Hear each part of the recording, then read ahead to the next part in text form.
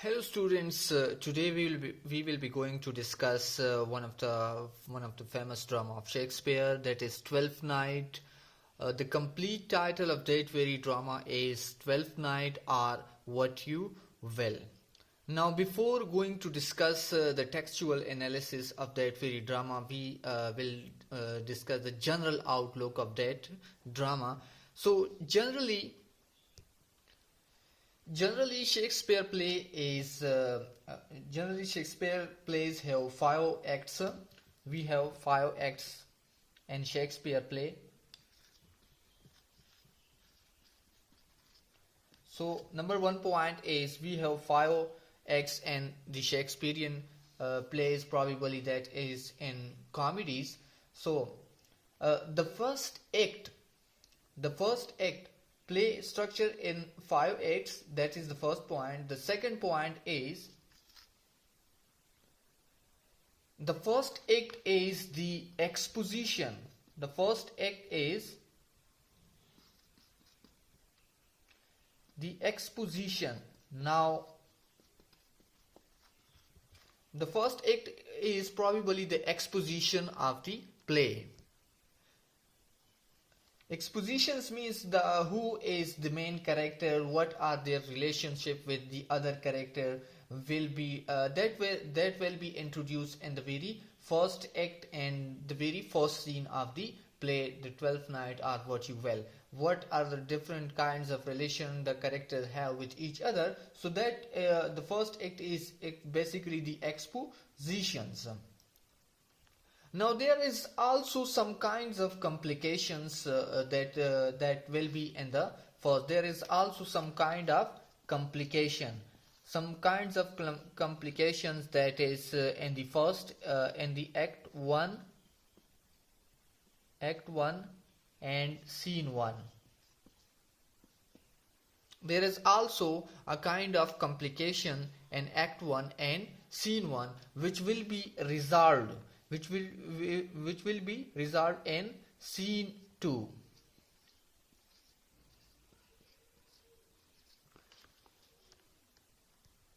Now the third point is there is no single protagonist. No single protagonist. Protagonist mean who is the hero of the play. Antagonist mean the villain. आप उसको कह सकते हैं. Protagonist mean character works in harmony. Character works in harmony. Now sometimes ये हमें सोचने पर भी मजबूर करते हैं और कभी-कभी ये हमें हंसाते भी. For the comic relief, so that is we see that no single protagonist in that very play. And the other point, the point number 4 is no elaborate direction.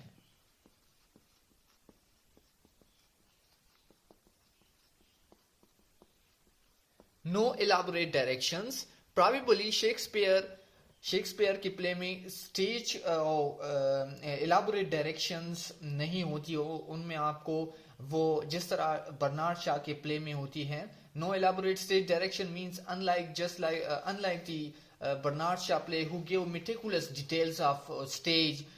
Shakespeare doesn't give any things about the stage. In each and every act, each and every things we will be receiving from the speech of we will get each and everything from the speech of the character. So these are the some points which we will seen in that very play. So we are going to discuss the act 1, that is act 1 of the Twelfth Night play. The complete title of the play is Twelfth Night or What You Will. Is that the title of the play in literary text have very important role in the text. So we will probably discuss that why it is given the name Twelfth Night or What You Will in the upcoming lectures. So The setting of the Act 1 is Duke Orsino's palace. Duke Orsino का जो महल है वो इसका setting है. Enter Duke Orsino, Curio, and other lords, musician and some kind of musician that are attending. So Duke Orsino, that is very the important part of that play, the important part of that very play. Duke, if music be the food of love, play on. If music be the food of love, play on. Give me excess of it that's surfeiting. The appetite may sicken and so die. That strain again. So Orsino is like a teenager who is every time he has his hand free and who is listening to a romantic music. Music is the food of love. And Orsino says that give me the food, music of food, food of love, till that point that I hate to listen to music and therefore stop loving. So, as I have already said that Act 1, it is the exposition, which means that we get to know who is the main character, who the main character are, what are their relationship and how they interact with each other, which leads to a certain kind of complication which we will be seen in Act sorry, I have said that which we will the complication will be resolved in scene 2. It is not scene 2, it is Act 2. There is some kind of complications in the Act first that will be resolved in the Act 2 and the second act. Now, Shakespeare character in comedy is it all character within a social milieu, as if they are working almost in harmony, just like almost I have told you people that there is no single protagonist in Shakespeare comedies. So in these, in the first very lines, he says that music is the food of love. So he is wishing for more music because he is sick of love. When we are hungry and we eat food excessively, so we hate that food because we have eaten that in excessive form, excessively, and that's why we hate that food. So in the same way, that Duke Orsino says to the musician to play that much music that till that point where I had to listen music so that I stop loving. Now the question arises here that why Duke Orsino is bothered about his love. Look, if you love someone and if she loves if the Duke love something or you love something, you love someone and he loves or she loves you back, then that kind of love is the kind of comfort for you. While if you love someone and she or he does not love you, so that kind of love we can call it one-sided love. So that kind of love for the love of Orsino is that kind of love which is not comfortable and he is not stable. So he says that the appetite may sicken and so die. So just like he says the kind of word he is used, sicken and die, he is using the word sicken and died because as Shakespeare इसमें हम ये देख सकते हैं कि as Shakespeare telling us Arsinoe the love that Duke Orsino has is a disease. It's a disease here. As love that Duke Orsino has is seen as a disease here because he is using these words. Duke Orsino relates him to love to that words like sicken and died because he is unstable who relate love with die with words like die and sickens. So the kind of love Orsino has one-sided love, and the story is Duke Orsino loves Olivia, and Olivia does not love Ursino, Duke Ursino Beg. That's why the one-sided love of Ursino is disturbing him. So that appetite may sicken and so die that strain again. It hit a dying fall. It hit a dying fall like a crescendo. Oh, it come over my ear like the sweet sound. यानी ये मुझे अच्छी लगती थी that breathes upon the bank of violets. Violets mean flower. That breathes a bank of violets stealing and giving order. I have had enough of it and does not please me so well as before. The music is not good as it was before. Enough, enough, no more. 'Tis not so sweet now as it was before. I have had enough of it and it does not please me so well as before. How wonderful is this living spirit of love. O spirit of love, how quick and fresh art thou, that notwithstanding thy capacity, received as the sea, not enters there of what validity in patch soever, but falls into abatement and low price, even in a minute, so full of shapes as fancy, that is alone a high fantastical. So, Duke Ursino says that how infinitely it is surpasses every other object which fills the mind. It is all embracing in its range like the sea swallowing up the stream that flow into it. Love's capacity of receiving idea is as vast as that of sea receiving in its bosom water from tributary stream. Now, Ursino, the lovers is so full of imaginations. Ursino is so full of imagination. The lover is so full of imagination that he is not connected with any delight or satisfaction before his imagination conjures up some new image and eludes him more. Now that is Ursino version of love. That is Ursino, Duke Ursino version of love in Twelfth Night. So Twelfth Night is all about the different kind of version of love. Shakespeare gave us the different version of love, and he says it which one kinds makes your love with that very version. Ursino love is unpredictable. It receives, loses its emotion in a minute. He is relating love with imaginations because he uses these words fancy, fantastical, that I am very imaginative person. But from the very beginning we see that the unpredictable side, personality side of Ursino, that in 1 minute he says that give me the excess of that. If music be the food of love, play and give me the excess of it, that's fitting. So in the next minute he says it's enough, no more. So that you cannot please him, that person. So that is the unpredictable side of Ursino's.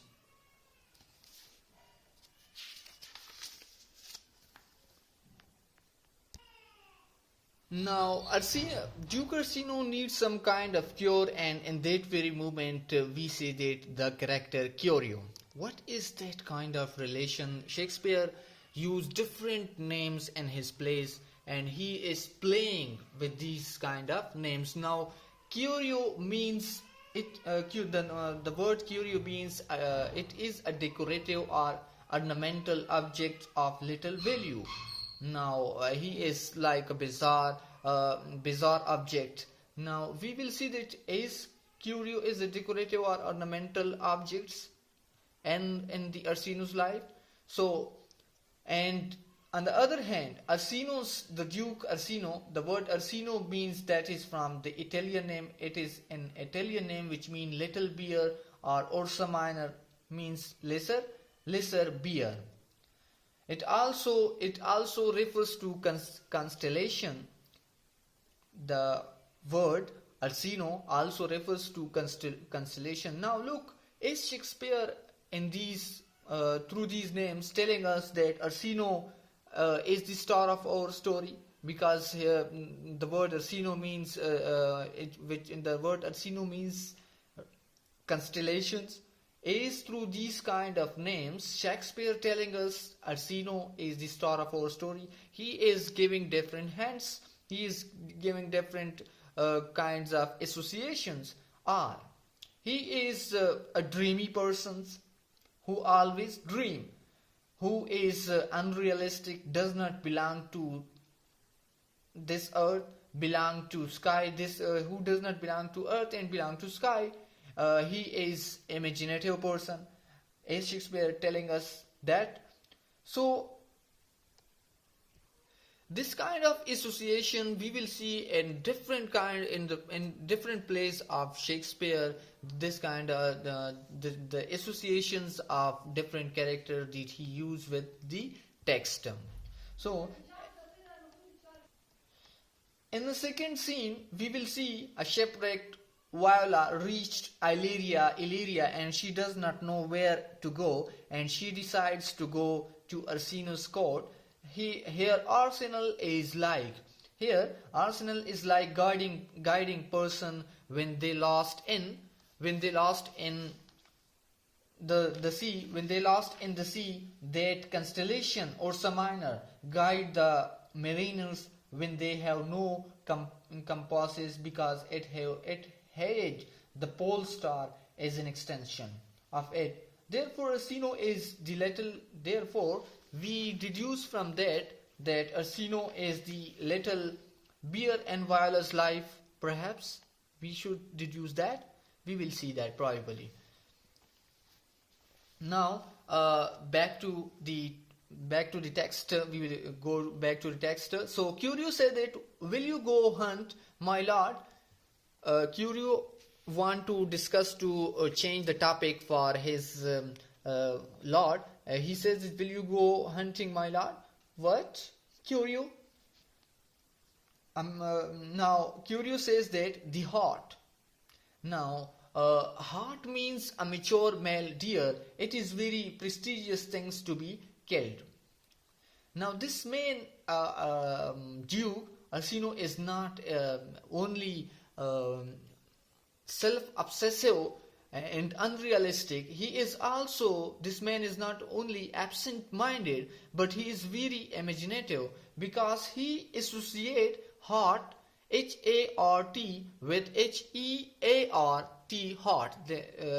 वो H-A-R-T, heart, जो कि जिसका मतलब होता है a mature male deer, and that is very prestigious things to be killed. वो heart से compare करता है. वो ऐसा लगता है कि वो कहता है कि दिल, हार्ट का एक मतलब जो होता है वो मैच्योर मेल डियर होता है, और दूसरे हार्ट का मतलब होता है HERT का मतलब होता है दिल. So he associate heart HART with heart HEART. Then he says he had lost his heart when he sees Olivia. When so in these lines, Duke Ursino says that, why so I do the noblesse that I have my heart. Oh, when mine eyes did see Olivia first, methought she purged the air of pestilence. Pestilence mean disease. That instant was I turned into a heart. HART. Wordplay. Shakespeare is using a kind of wordplay, pun. Ever since pursue me. Now what is pun? Pun is a wordplay exploiting the different possible meanings of similar sounding words. Shakespeare abundant use of pun is in his comedies, because it is intended to be a bit of comic figure of speech. Just like here, he is saying that he is he associate HART heart with HEART. So in that very times, his another attendant, that is Valentine, enter in the court. He says, how now? What's the news from her? And the Duke Ursino says that, how now? What's the news from her? From whom? From Olivia. Well, what does she says? Valentine says that, So please, my lord, I might not be admitted, but from her handmaid do return this answer. The element itself till 7 years that till 7 years heat shall not behold her face at ample view, but like clystris mean none. She will veil like she will veil walk and water once a day her chamber round, while I offending brine means seawater, all this to season a brother's dead love, which she would keep fresh and lasting in her said remembrance. Now, who was Valentine? Valentine was one of the attendant of Duke Orsino, but his name is related to a Saint Valentine who was a 3rd century Roman patron saint of lovers. He is a middle-aged man who was sent as an official messenger to Olivia. These lines that I discussed earlier, these lines, Olivia, the Valentines have an answer for the Duke, and that Olivia will not show her face for 7 years. 7 years means 7 summers means 7 years. Olivia would behave like a nun, cover his face, wear a veil. Valentine gets the above message from the Olivia. So move around her room and weep once a day for 7 years because for his dead brother. So this whole act is seasoning. In short, Olivia is mourning for his dead brother.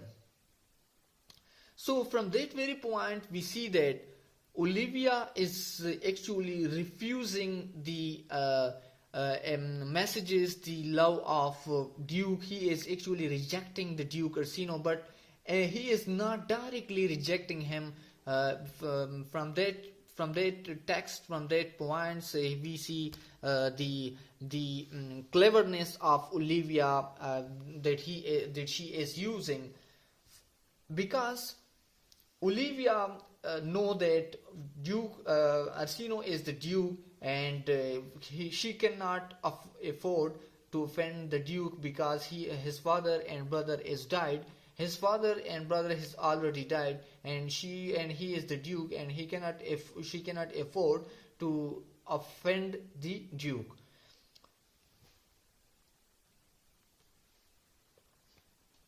Now in the next very line, Duke says, "Oh, she that hath a heart of that fine frame, oh, what order must such a woman show upon a man who shall win her heart when once she shall find him? To pay his debt of love, but to a brother, how will she love? How will she love if अगर means in lines में वो कहना चाहती है कि अगर वो अपने ब्रदर से इतना मोहब्बत करना चाहती है, तो अगर उनसे वो फिर अपने हस्बैंड से कितना मोहब्बत करेगी, यानी उनसे कितना प्यार करेगी. How will she love when the rich golden shaft hath killed the flock of all affection else? So जब Cupid is actually the god of love, arrow होती हैं जो कि मोहब्बत करवा देती हैं. तो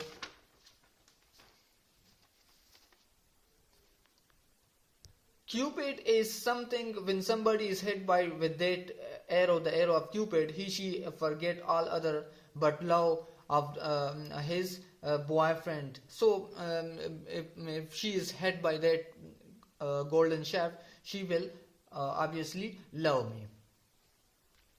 Now there is one thing in the Orsino version of love. There is violence and self-obsessed in Orsino's character. This guy is in love with the idea of love. He is not actually loving Olivia. That's why Olivia is continuously rejecting him. If you are a young, mature man, then you should have a girlfriend. That kind of trend is more in Orsino's life.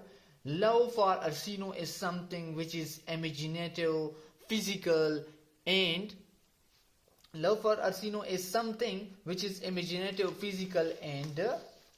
fantastical and erotic. And Orsino's has some kind of carnal fantasies, and he is imaginative. He is self-obsessed.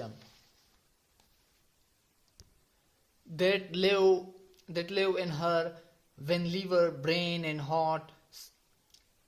These sovereign thrones are all supplied and filled her sweet perfection with oneself king away before me, away before me, two sweet beds of flower, love thoughts lie rich when canopied with boughs. Now, in these lines,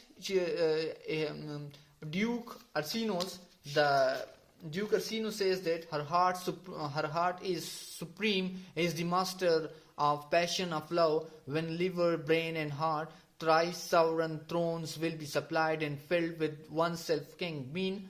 Oneself king mean the love of one person, means Orsino himself, a condition which will prove to be her perfection. Go, and I follow you to the fragrant flower gardens, for pleasing thought of love flow more copiously in the midst of sweet scents and lovely colors.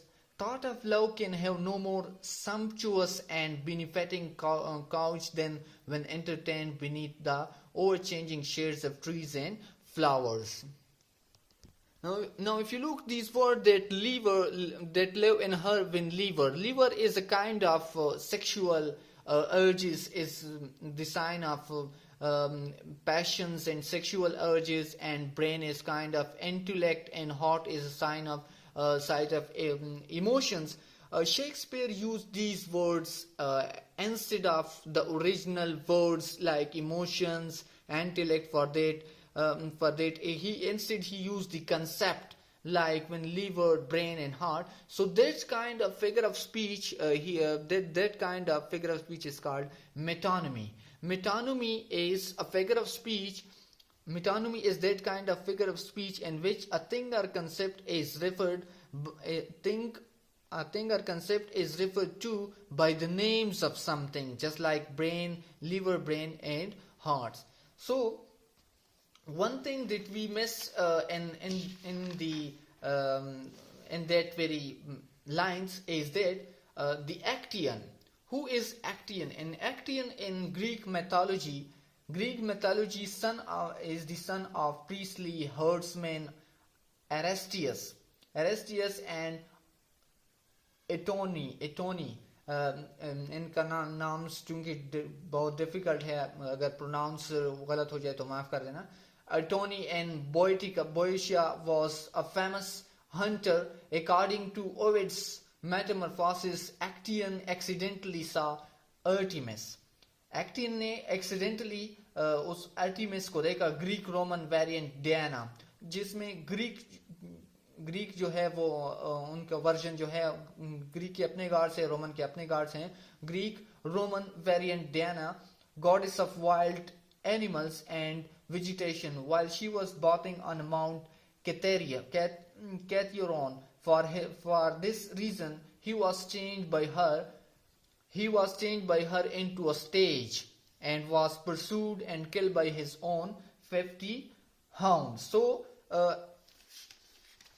the dogs did not know they are chasing their own master, just like Wolfgang Gierich is a symbol of spiritual transformation or enlightenment. Hunter becomes hunted. So hunter becomes hunted means here Orsino is transformed into a deer. His desire for Olivia are like dogs. Now that he becomes a deer of his own desire which chasing him. He is totally in a disturbed conditions. Now, when the first scene of the act first begins, he wanted to listen music, and now he wants to go to garden. Because why? Why he wants to go to the garden now? Because just like music is the food of love, he talks about himself. He always talk about himself. He talk about himself almost 10 times, but he talks about Olivia only once. That is very बमुश्किल से उन्हें एक दफा ही कहा होगा. He is not in love with Olivia. He is not describing her character qualities. When you love someone, you describe her character, you describe her or his character, her or his qualities, rather her speculations about her. Therefore, we begin to doubt the genuineness of his affection, uh, the doubt or genuineness of the love of Arsenos. So, good thing about Arseno is he uses a lot of cliches. Love is like an ocean, golden shaft, and he is a musical person who love music. So that was all about the act one, scene one of the first act of the 12th night, or what you will. We will discuss probably the scene two of the scene two of act first, and very and the next in our next lecture.